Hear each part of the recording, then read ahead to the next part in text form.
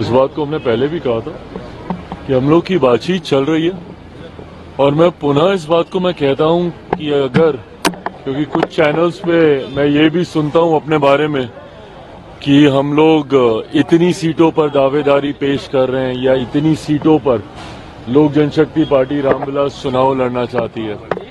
एक बात तय है, स्पष्ट है, लोक जनशक्ति पार्टी रामविलास की नीति गठबंधन को मजबूती देने की है और सिर्फ उन सीटों पर या उतनी ही सीटों पर चुनाव लड़ने की है जिन सीटों को जीतकर गठबंधन को और मजबूत किया जा सके।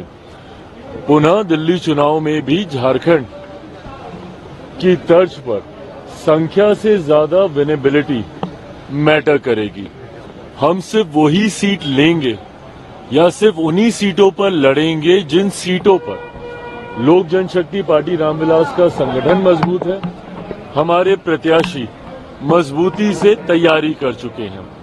संख्या दिखाने के लिए ज्यादा सीटें लें, अधिक सीटों पर चुनाव लड़ें और अपना स्ट्राइक रेट हम लोग कम करें, पार्टी ये कतई नहीं करेगी। जो सीट लेगी उसे जीतने के लिए ही लेगी।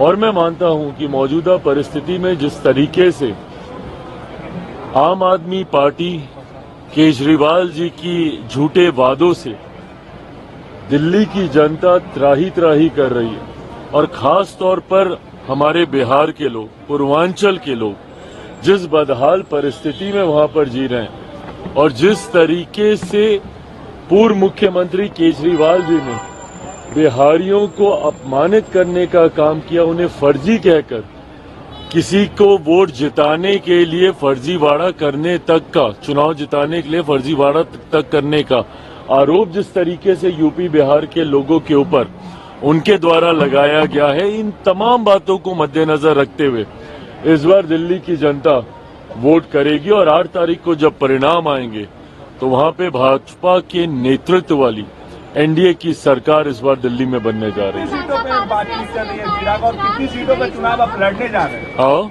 कितनी सीटों पे बातचीत चल रही है और कितनी सीटों पे आप चुनाव लड़ने जा रहे हैं? अब ये देखिए, वही गठबंधन के भीतर की बातें हैं। कितनी सीटों पर चल रही है, मुझे लगता है अब कुछ घंटों की बातें और हैं।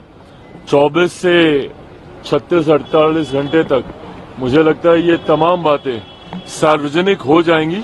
बट मैं पुनः दोहराता हूं, कितनी सीटों पर नहीं, किन सीटों पर, संख्या से ज्यादा विनेबिलिटी फैक्टर को मद्देनजर रखते हुए हम लोग चुनाव की चर्चा कर रहे हैं। चिराग, मकर संक्रांति का समय चल रहा है और अब ये दावे किए जा रहे हैं अपोजिशन के द्वारा कि सरकार इधर उधर होने जा रही है। कितनी सच्चाई है इन दावों में?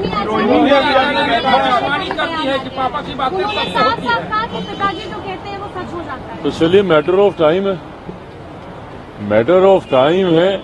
अगर उनके पिताजी ने जो कहते हैं वो सच हो जाता है तो मेरे पास मेरे पिताजी का भी आशीर्वाद है कि वो जहां रहते थे सत्ता वहीं जाती थी।